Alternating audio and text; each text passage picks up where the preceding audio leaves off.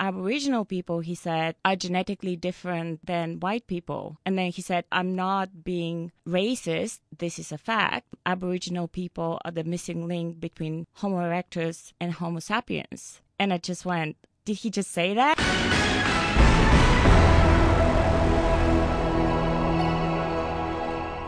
Bulgarian travel columnist Victoria Orozaska was shocked to hear a tour bus guide label Aboriginal people as the missing link between man and apes. And then he went on to say the other things like, it's a good hostel where you're staying, but be careful because there's some roaming Aboriginals around and things have been stolen from the hostel. Ms. Orozaska says the overt racism shattered her perceptions of the country, and she hopes that more cultural education will be provided in the future. In my mind, the image of Australia was, oh, well, easygoing, surfers, beaches, good life, friendly people. That's what I knew about Australia before I arrived in Australia. And then I started realizing there are a lot more issues in Australia and that racism is actually still a big thing down here. And sure, it doesn't portray Australia very well. German, French, Spanish, English guys will go back to their respective country and probably pass on what they've learned from their guide about the outback and about the Aboriginal people, and that would be gross misinformation. And ultimately, I think it's the tour company responsibility to educate their guides. First of all, not to tell lies, and second of all, to not come across racist. With the intervention into Northern Territory communities and big major centres such as Alice Springs, we've noticed that a lot of business and industry are feeling the full brunt of what's happening.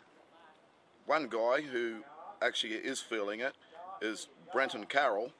He is the manager shop owner, about to retire actually from Jimmy's Cheap Furniture. We'll go in and have a talk to him and hear what he has to say about what's happening to his business because of the intervention. So, how long have you been in business here in Alice Springs? Well, I've been here for 16 years in this spot.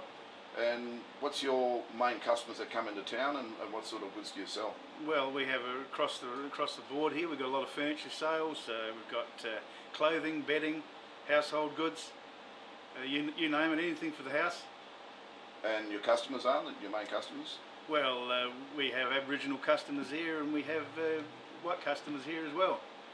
Now, in regards to the Northern Territory intervention, what effect is that having on your business at the moment?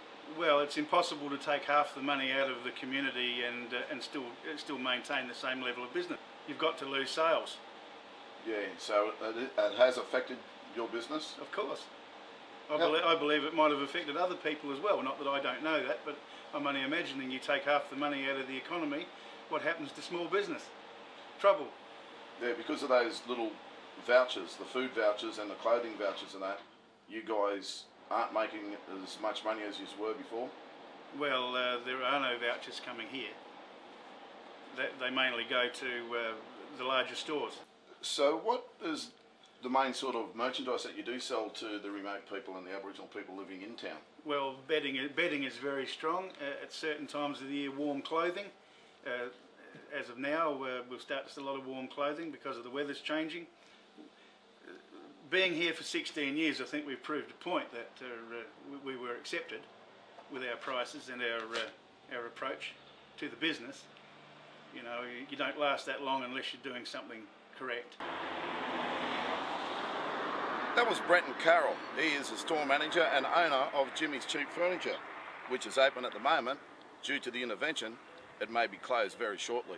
I'm Floyd Doyle for Karma Radio Online News. Well, it's nice to see so many people here for the Red Dust Theatre launch. For those of you who don't know about Red Dust, we've been around since 2001.